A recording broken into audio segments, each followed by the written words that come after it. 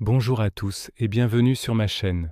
Aujourd'hui, je vais vous raconter une histoire qui me tient particulièrement à cœur.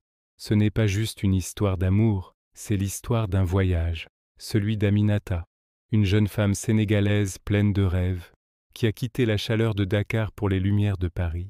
Imaginez un peu, quitter le soleil éclatant, les rires qui résonnent dans les rues, l'odeur des épices du marché Sandaga pour le métro parisien et son fameux boulot dodo. Aminata est arrivée à Paris avec une valise pleine de diplômes et une autre, encore plus lourde, remplie d'espoir. Elle était venue pour un master en finance internationale. C'était une femme brillante, avec un caractère bien trempé, forgée par une famille qui lui avait appris la fierté et la détermination. Mais Paris, au début, c'était un choc. Le froid, bien sûr, mais surtout cette solitude qui vous saisit quand vous ne connaissez personne, les gens pressés, les regards fuyants. Elle se sentait parfois invisible, un simple point coloré dans une mer de grisaille. Pour joindre les deux bouts et payer son petit studio sous les toits, elle avait trouvé un job de serveuse dans un café branché du Marais. C'était loin de la finance, mais ça lui permettait de rencontrer du monde. Elle y mettait tout son cœur, son sourire radieux, devenant rapidement la petite touche de soleil de l'établissement. Les habitués l'adoraient. C'est là, entre un café crème, s'il vous plaît, et un l'addition, que son destin a pris un tournant inattendu. Un après-midi pluvieux, alors que le café était presque vide, un homme est entré. Il s'appelait Léo. Ce n'était pas le genre d'homme qui faisait tourner les têtes au premier regard, mais il avait quelque chose de doux, une sorte de tranquillité dans les yeux. Il s'est assis à une table près de la fenêtre, a sorti un carnet et a commencé à dessiner. Il dessinait la pluie qui glissait sur les vitres, les rares passants avec leurs parapluies. Aminata était fascinée. Elle n'avait jamais vu quelqu'un capturer la beauté d'un moment aussi banal. Elle s'est approchée, timidement. « C'est très beau ce que vous faites. » Léo a levé les yeux, surpris, et un sourire a illuminé son visage. « Merci, j'essaie de trouver de la poésie dans le quotidien. » C'est comme ça que tout a commencé, par une simple phrase. Ils ont parlé pendant des heures ce jour-là. Il était architecte, mais sa vraie passion, c'était le dessin. Il lui a parlé de son amour pour les lignes, les perspectives, les ombres et la lumière. Aminata, de son côté, lui a parlé de Dakar. Elle lui a décrit les couleurs vives des boubous, le goût sucré des mangues, le bruit des vagues qui se brisent sur la corniche. En l'écoutant, Léo avait l'impression de voyager. Il lui a demandé s'il pouvait la dessiner. Elle a hésité puis a accepté. Pendant qu'il la dessinait, elle se sentait vue, vraiment vue, pour la première fois depuis son arrivée à Paris. Il ne voyait pas seulement une serveuse ni une étudiante étrangère, il voyait Aminata, avec sa force, sa mélancolie et sa lumière intérieure. Leurs rendez-vous au café sont devenus un rituel.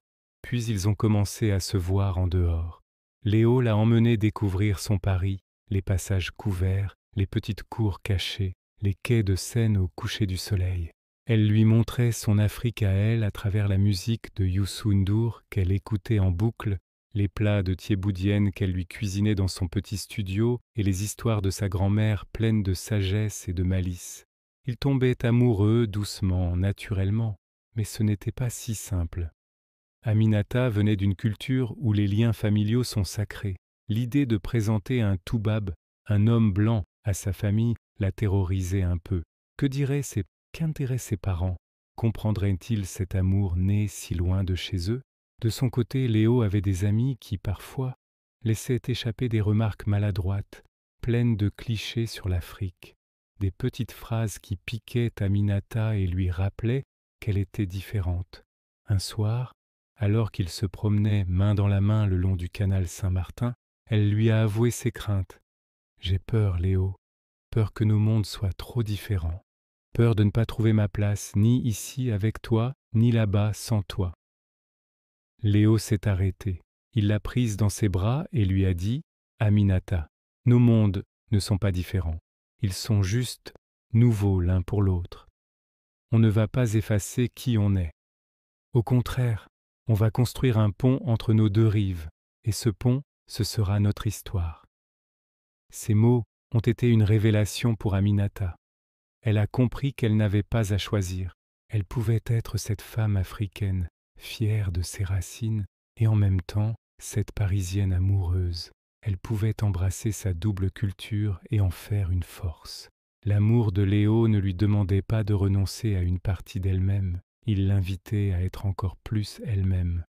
Quelques mois plus tard, pendant les vacances, ils sont partis tous les deux à Dakar. L'angoisse d'Aminata était à son comble. Mais quand sa mère a vu la façon dont Léo regardait sa fille, avec tant d'amour et de respect, ses craintes se sont envolées. Léo, de son côté, est tombé amoureux du Sénégal. Il a été accueilli à bras ouverts, avec cette chaleur humaine, cette teranga sénégalaise dont Aminata lui avait tant parlé. Il a dessiné les pirogues colorées sur la plage, les baobabs majestueux et surtout les visages souriants de la famille d'Aminata. De retour à Paris, quelque chose avait changé. Ils n'étaient plus seulement deux individus amoureux, ils étaient le début d'une nouvelle famille, un mélange de deux cultures, un pont solide entre deux continents. Aminata a terminé son master avec brio et a trouvé un travail dans une grande banque. Elle n'a jamais oublié le café du Marais, ni la serveuse qu'elle était. C'était une partie de son histoire. Aujourd'hui, Aminata et Léo sont mariés. Ils ont construit leur propre monde. Un monde où l'on mange du thieboudienne en écoutant de la chanson française, où l'on célèbre Noël et Tabaski. Leur histoire n'est pas un conte de fées sans difficulté. C'est une histoire vraie, faite de compromis, de patience, de beaucoup de communication et d'un amour immense. C'est la preuve que l'amour ne connaît pas de frontières ni de couleur de peau. L'amour, le vrai, c'est de construire des ponts, pas des murs. Voilà, j'espère que cette histoire vous a touché autant que moi. Elle nous rappelle que nos différences sont une richesse et que l'amour est la plus belle des aventures. Merci beaucoup de m'avoir écouté jusqu'au bout. Si vous avez aimé cette vidéo, n'hésitez pas à laisser un pouce bleu, à commenter pour partager vos propres histoires et surtout à vous abonner pour ne rien manquer des prochaines. Prenez soin de vous et à très bientôt